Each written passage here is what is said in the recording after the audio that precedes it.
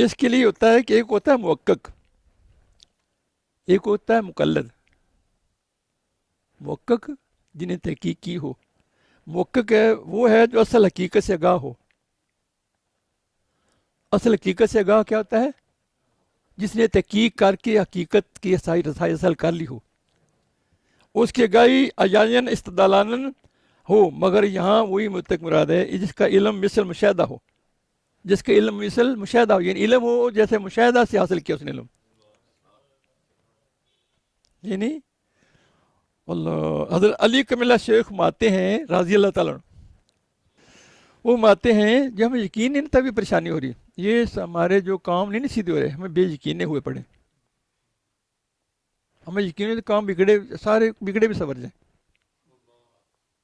محقق سے مقلد کے ذرا ذہن میں رکھنا ساری بات، اس کو بے شک پیر مرید بھی سمجھ لو، کوئی بات نہیں ہے۔ اللہ، وہ محقق سے مراد ہے جس کا علم مثل مشاہدہ ہو، یعنی شاید اوپر مشاہدہ کر کے اس کے پاس علم ہو، وہ حقیقت تک پہنچ جائے، اصل گاہی تو حاصل ہوگی اس کو۔ علی کرم اللہ شیر خدا فرماتے ہیں یعنی مجھے اوال غیب کا اس قدر پختہ یقین ہے کہ اگر ان پر سے حجاب اٹھ جائے اور وہ اوال میری آنکھوں کے سامنے آ جائے تو یہ مشاہدہ ہے اس یقین میں اضافہ نہیں کرے گا، یعنی وہ مشاہدہ جو میں دیکھ لوں میرے یقین میں اضافہ، مجھے پہلے یقین ہے، یعنی میرا اتنا یقین پختہ ہے کہ وہ مشاہدہ بھی میرے جو یقین میں اضافہ نہیں کرے گا۔ وہ اور مقلد جو ہے نا، وہ ہے جس کا خود اس کا پایا کہ علم حاصل نہ ہو۔ مقلد یہ جو مقلد کیا ہے، وہ جس کا خود اس پایا کہ علم حاصل اس کو نہ ہو، اس لیے وہ دوسرے محقق کے علم سے استفادہ کرے، جو جس کے پاس علم ہے تحقیق شدہ اس سے پھر استفادہ کرے، فائدہ اٹھائے، اس کو صحیح تسلیم کر کے، اس کو صحیح تسلیم کر کے اپنے اعتقادات و عمل کو اس کے تابع کر لے۔ اتنی بڑی یہ اہم ہے تربیت کی لحاظ سے آج بیان، اگر سمجھ آ جائے تو۔ یہ جو ہم ڈاما ڈول ہوتے ہیں نا، بے یقینیوں سے نکل جائیں گے اگر سمجھ آ جائے اس بات کی۔ یہ نہیں اس کے پاس تو علم نہیں ہے، لیکن وہ چاہتا ہے کہ میں حاصل کر لوں، پہلے تو چاہے نا، اگر اس کی مقصود کو عورت پھر تو بات اس کے تو کسی لکھ پڑھنے نہیں آتا، یعنی جس کا یہ مقصود نہ ہو وہ تو کسی لکھ پڑھنے میں نہیں آتا، وہ تو جیسے اس کے بارے میں زیادہ میں کیا کہوں اللہ۔ لیکن اگر اس محقق کے علم سے استفادہ کرے اور اس کو صحیح تسلیم کر کے اپنے اعتقاد و عمل کو اس کے تابع کرے، اعتقاد کو بھی عمل کو بھی، یعنی ظاہر و باطن دونوں کو، کیونکہ محقق کو اپنے مشاہدہ میں کسی قسم شک نہیں ہوتا، اس لیے اس کا ایمان و یقین کامل کا مترادف ہے۔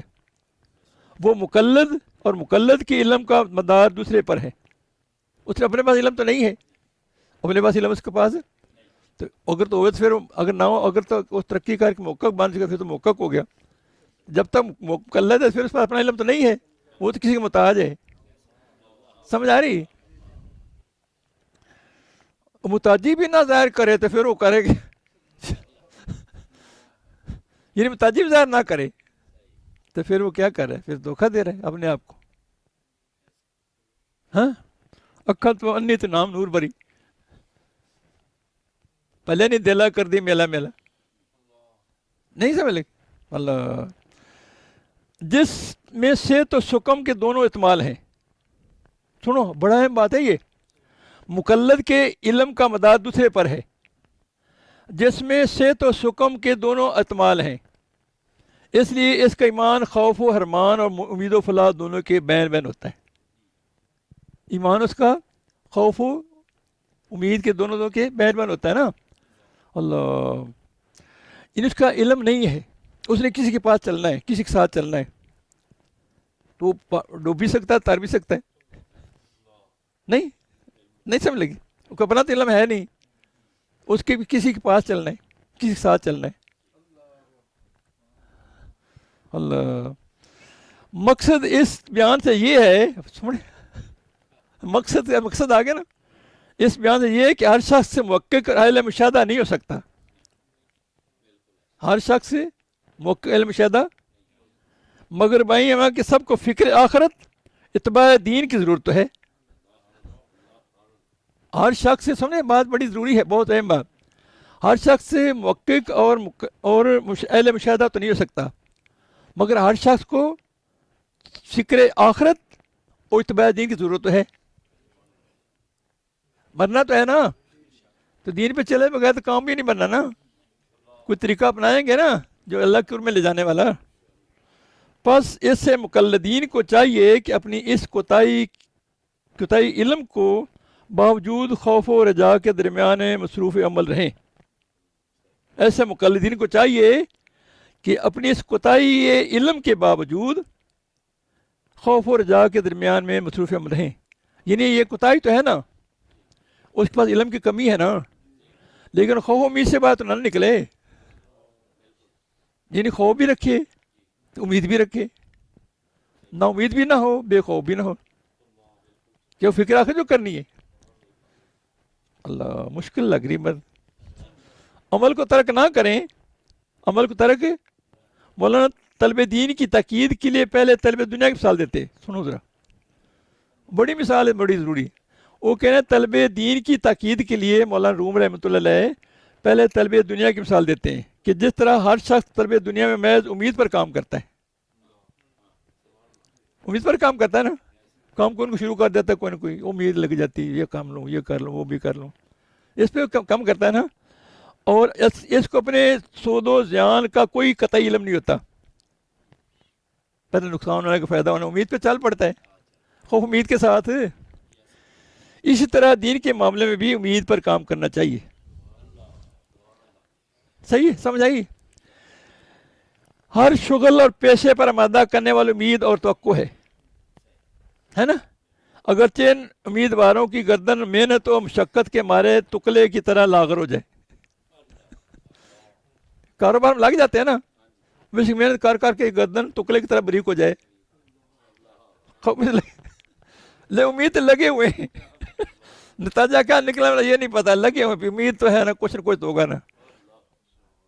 آپ سمجھے؟ جب دکاندار صبح کو اپنی دکان کی طرف جاتا ہے تو روزی کی امید و توقع پر دوڑتا ہے نا. سنو تو اے دکاندار، اگر تجھے روزی ملنے کی امید نہ ہو تو کیوں دکان پر جائے؟ جب تجھے منافع سے محروم ہو رہنے کا خوف ہے تو دکان پر جانے کے لیے تو حوصلہ مند کیوں ہے؟ ادھر کیوں دکان پہ دوڑ دوڑ کے جاتے ہیں؟ تجھے امید ہے نا، بول تو صحیح ہے. کیا وجہ ہے کہ روزی کمانے میں ازل سے محروم رہنے کا خوف تجھے اپنی تگ و دو میں سستی نہیں کرتا؟ بس وجہ بتا. یہ نہیں کہ کیا وجہ کہ روزی کمانے میں ازل سے محروم رہنے کا خوف تجھے اپنی تگ و دو میں سست نہیں کرتا، بلکہ تو اپنی ہمت کو تازہ کرنے کے لیے کہتا ہے. اگرچہ ہر صحیح کوشش میں محرومی کا خوف مقدم ہے، مگر سستی میں یہ خوف اور بھی زیادہ ہے، اس لیے سستی نہیں کرنی چاہیے. کیا جلدی جلدی کام پہ جانا چاہیے. بارش بھی نہیں سمجھ لگ جاگتے ہو، بڑی بڑی طبیعت کی بات ہے سب کی. اللہ. اچھا تو کہتا ہے کہ کوشش مجھے فائدہ کی امید زیادہ ہے، کوشش میں مجھے فائدہ کی امید زیادہ ہے، سستی مجھے بڑا خطرہ ہے. کوشش میں مجھے فائدہ کی امید زیادہ ہے، سستی بڑا، مطلب یہ یہاں تک کہ مدعا علیہ کی تمہید تھی، یعنی ابھی تمہید ہے، یہ بھی بڑا نتیجہ ہے، بہت اس کا نتیجہ ہے. اللہ. یعنی ہر شخص دنیاوی منافع کے حصول کے لیے میں امید و توقع پر توقع کرتا ہے، جس کا نتیجہ سود و زیان دونوں طرح ممکن ہے. نفع بھی ہو سکتا ہے، نقصان بھی ہو سکتا ہے نا. نتیجے کے متعلق اپنی اس قطعی علم کے باوجود کوشش سے تسکش نہیں ہوتا. پھر منافع دین کے طالب کو کیوں کوشش سے باز رہنا چاہیے، یہ بتاؤ. جب اس سے باز نہیں آتا تو منافع دین کے لیے یہ منافع دین کی کوشش کیوں نہیں کرتا؟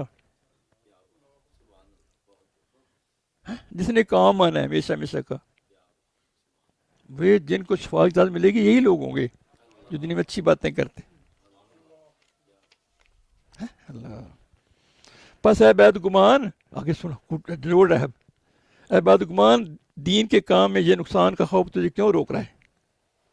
آگے خود اس رکاوٹ کو 2 وجہ قرار دیتے ہیں، وجہ بتا رہے، یا تو تجھے یہ دیکھنے کا موقع نہیں ملا کہ ان آخرت کے بازاروں والے یعنی انبیاء اولیاء کس قدر عظیم الشان فائدے میں ہیں، یا تجھے یہ دیکھنے کا موقع نہیں ملا۔ مجھے عجیب لگتا ہے مرشد کے ساتھ بندہ 15 10 سال رہے تو اس کو بھی یقین ہی نہ ہے، نہیں اللہ وہ کہہ رہے ہیں یا تو یہ ہو سکتا ہے کہ تجھے یہ دیکھنے کا موقع نہیں ملا کہ ان آخرت کے بازاروں والے، آخرت کے بازاروں والے یعنی کون؟ انبیاء اولیاء کس قدر عظیم الشان فائدے میں ہیں۔ اس تجھی کا سلسلہ آگے نویں یعنی آگے سے چلتا ہے، اسی کا آگے مثالوں سمجھا رہے ہیں نا اس بات کو، یہ کیسے تجھے معلوم نہیں اس دکان یعنی دنیا کو چھوڑے جانے سے آخرت میں ان کو جواہرات کی کیسی اعلیٰ کان نظر آ گئی، تجھے نہیں پتہ ان بات کا، یعنی دنیا کو چھوڑنے سے ان کو آخرت میں کتنی اعلیٰ کان نظر آ گئی، کان جہاں خزانے ملتے ہیں نا، اور انہوں نے اس بازار آخرت میں کس قدر نفع حاصل کیا، ورنہ تو ضرور ان کی پیروی کرتا۔ اگر تجھے یہ پتا ہوتا کہ ان لوگوں نے دنیا چھوڑنے سے کتنا نفع ہوا تو ضرور ان کی پیروی کرتا، تجھے خبر نہیں اس بات کی۔ آگے ان انبیاء کرام کا رتبہ دیکھو، آگے سمجھا رہے ہیں۔ حضرت ابراہیم علیہ السلام آگ میں پاؤں رکھتے ہیں، آگ پاؤں کو جلانے کی بجائے ان کے متی باندھ کر جان جن کی طرح ویسے زینت ہو جاتی۔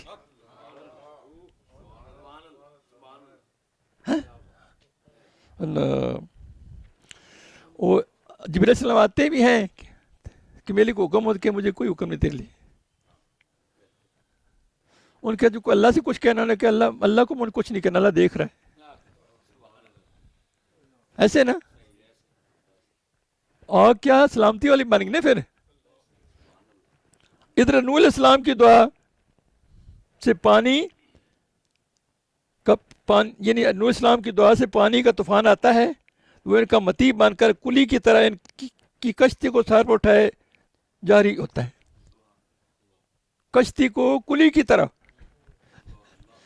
باتیں سنو، حضرت عیسیٰ علیہ السلام نے مردہ پر دم کیا تو ان کے دم سے مردہ زندہ ہو گیا۔ یہ ان کی باتیں بتا رہے ہیں آخرت کے بازار والوں کی، آخرت میں جن کا اے اللہ انبیاء اولیاء کی یہ باتیں بتا رہے ہیں۔ حضور پاک صلی اللہ علیہ وسلم کے لیے بادل صاحبان بن گیا۔ حضرت داؤد علیہ السلام نے لوہے کی ذرہ بنانے کا قصد کیا تو لوہا ان کے ہاتھ میں موم کی طرح نرم ہو گیا۔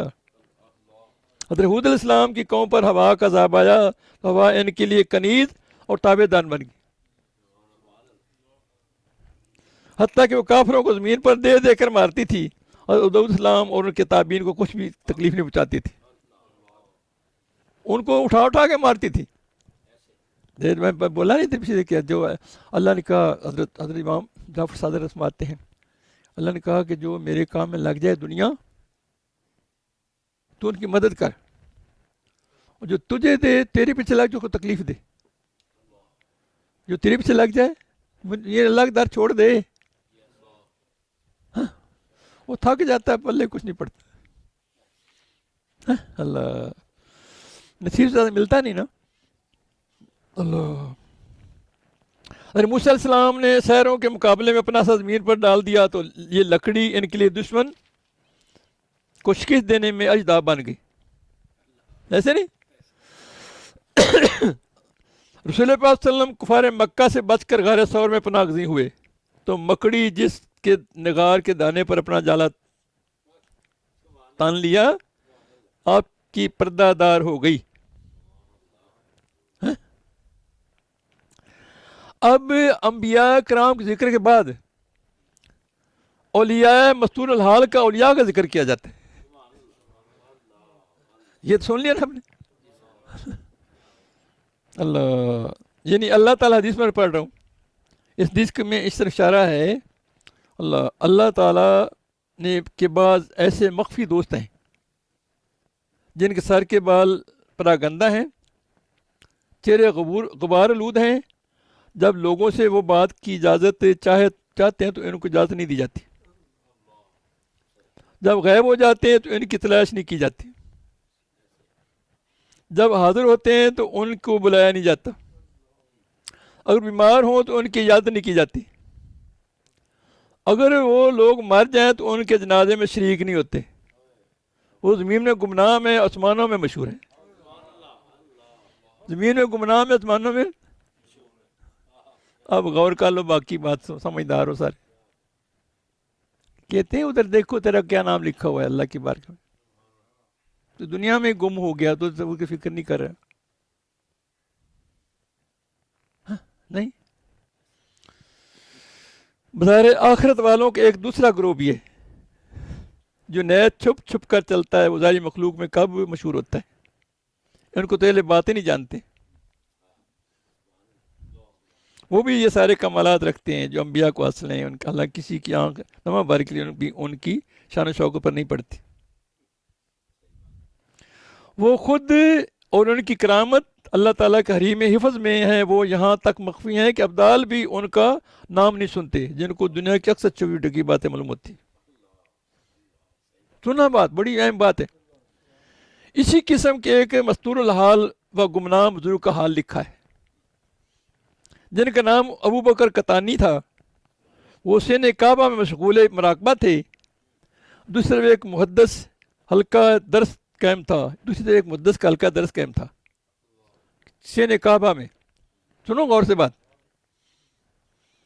خواجہ خضر علیہ السلام آئے اور ابو بکر سے کہا تم درس حدیث میں کیوں نہیں بیٹھتے؟ سنو، یہ ادھر سے حدیث میں تو کیوں نہیں بیٹھتا؟ پوچھا نا کیوں نہیں بیٹھتے، ادب سے کہا نا. انہوں نے جواب دیا کہ جب ایک نبی تشریف فرما ہو تو ان کو چھوڑ کر دوسرے آدمی کے درس سننے کی کیا ضرورت ہے. جاگتے ہو؟ جب ایک نبی تشریف فرما ہوں تو ان کو چھوڑ کر کسی دوسرے آدمی کا درس سننے کی کیا ضرورت ہے. حضرت خواجہ خضر نے پوچھا کہ تم کو یہ کہاں سے معلوم ہوا کہ یہاں کوئی نبی بھی ہے؟ تو کہا کیا آپ خواجہ خضر نہیں ہیں؟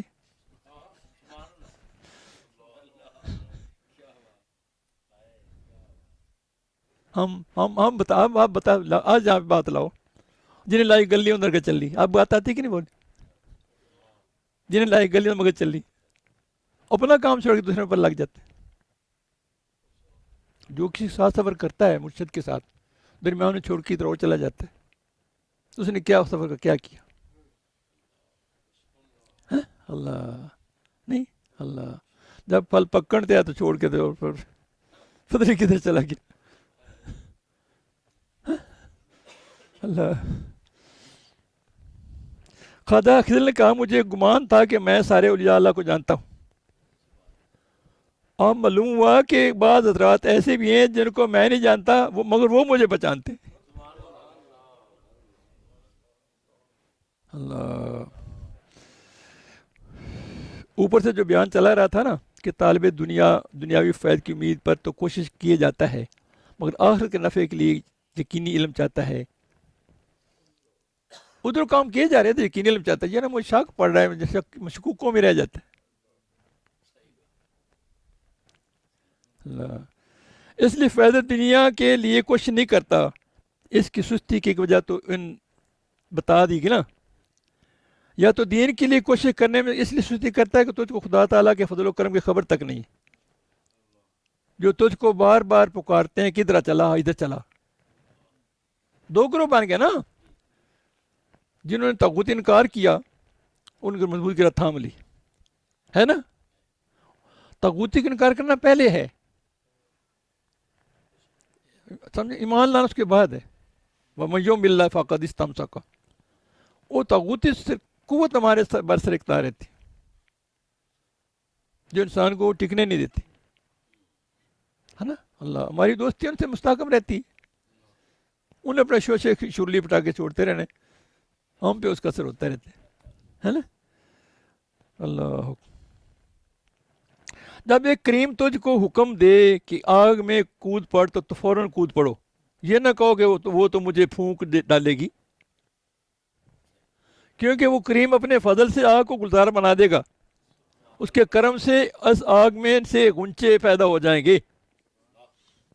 حقیقت میں آگ حق تعالیٰ کی ہیبت سے ہماری طرح انبیاء کی فرمانبردار ہے.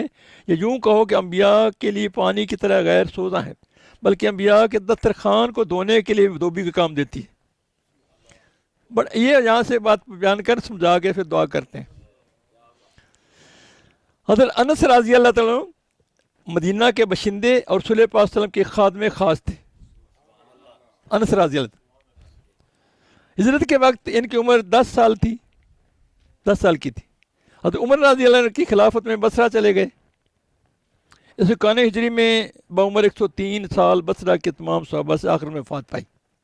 انس بن راضی کی بیان ہو رہی ہے. انس بن مالک رضی اللہ. حضرت انس بن مالک رضی اللہ سے منقول ہے کہ ایک شخص اپنے ساتھیوں سمیت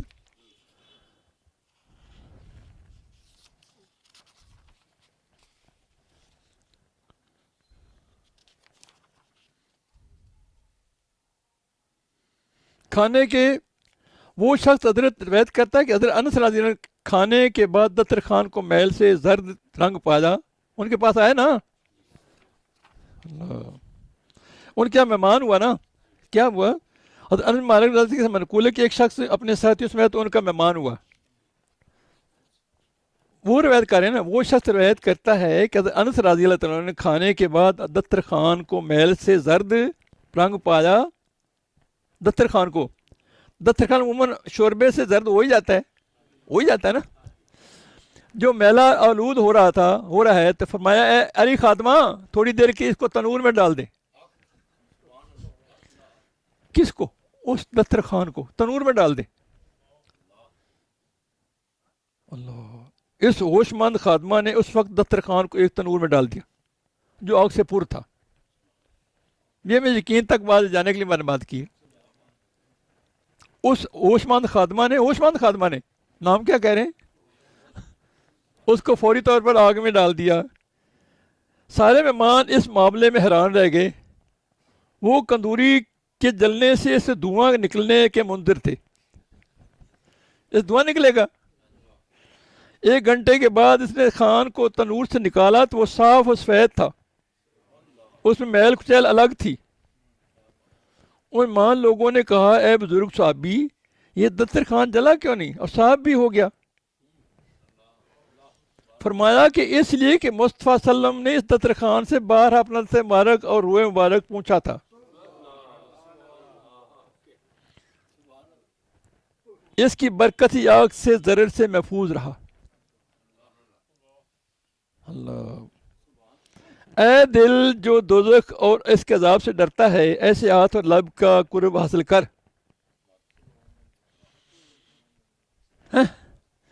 مولانا فرماتے ہیں کہ جن بابرکت ہاتھوں اور لبوں کے چھو جانے سے رومال پر آگ مستر نہ ہو سکی، تم بھی ان مبارک ہاتھوں میں ہاتھ دینے ان کو چومنے کی برکت حاصل کرو تاکہ عذاب نار سے محفوظ رہو.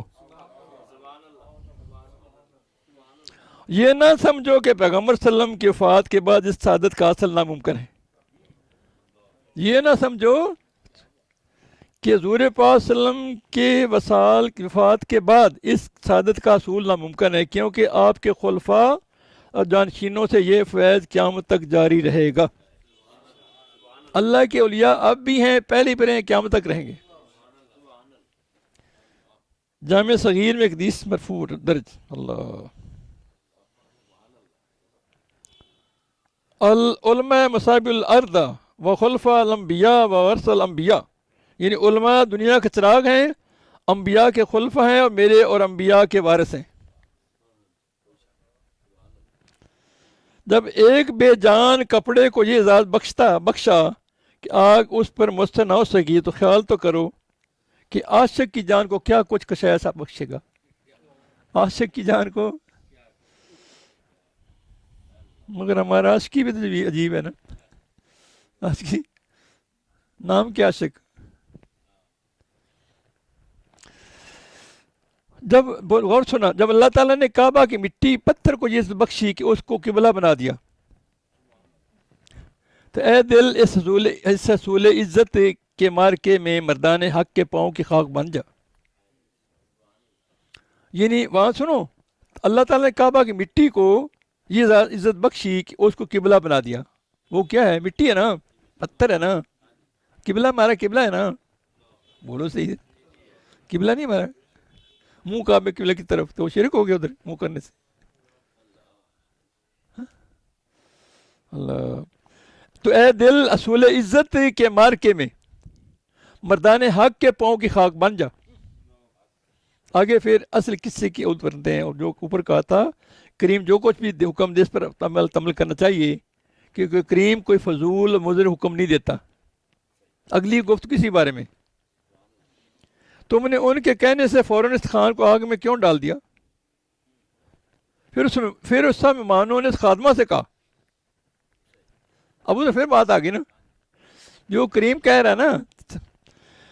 پھر سب مہمانوں نے اس خادمہ سے کہا، بی بی اس قدر کیلو کال کے باوجود یہ ان سب لوگوں سے تم نے اپنا حال نہ کہا، تم نے ان کے کہنے سے فوراً اس خان کو آگ میں کیوں کر ڈال دیا؟ یہ ماننا کہ محمد رسول اللہ صلی اللہ علیہ وسلم کا سراغ پا چکے تھے اور جانتے تھے کہ وہ آگ میں جلنے کا نہیں، مگر تم کو تو وہ اس کے جلنے خطرہ ہونا چاہیے تھا نا. ان سے کہہ رہے ہیں، خادمہ سے کہہ رہے ہیں، وہ لوگ مہمان. سنیں بات، اے خاتون تم نے ایسا قیمتی دسترخوان کیوں آگ میں ڈالا؟ سنو غور سے، یہ آپ نے سبق آج لے کے یہ جانا ہے. وہ بولی کریم النفس بزرگوں پر اعتماد رکھتی ہوں میں. وہ بولی میں کریم النفس بزرگوں پر اعتماد رکھتی ہوں کہ وہ کو فضول اور مبذر بات نہیں کہتے. مجھے اللہ کے نیک بندوں سے بڑی امید ہے. عورت کہہ رہی کہ وہ جو کچھ حکم دیں گے اس میں ضرور کوئی نہ کوئی بہتری کا پہلو مولود ہوگا جس کو میں نہیں سمجھتی.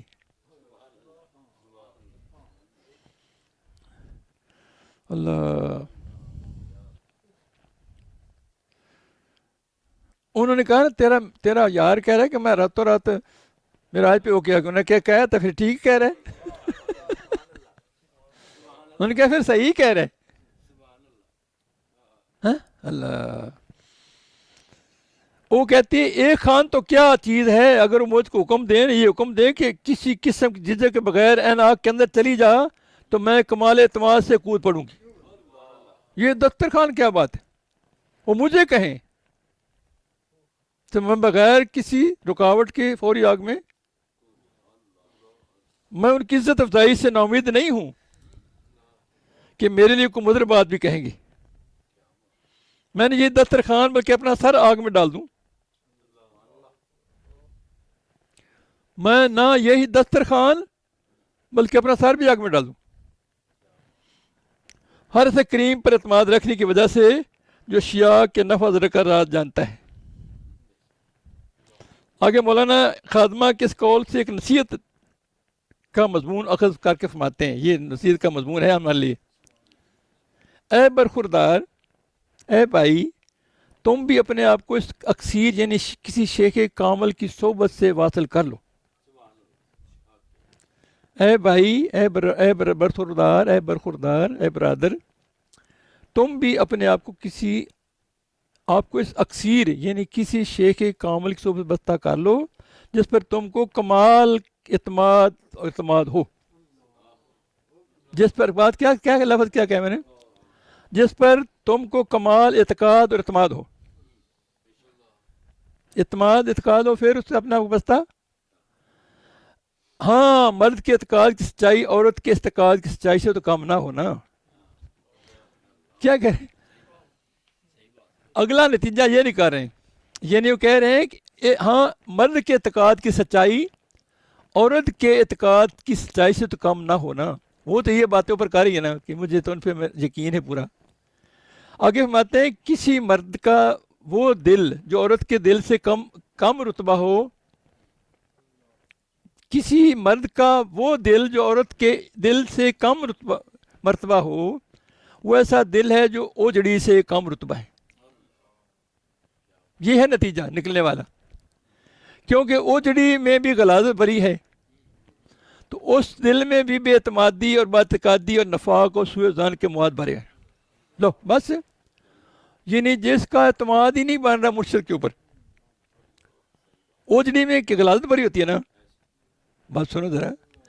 تو اس کے دل میں کیا ہے؟ بے اعتمادی، بد اعتقادی اور نفاق، منافقت اور سوء ظن یعنی برا گمان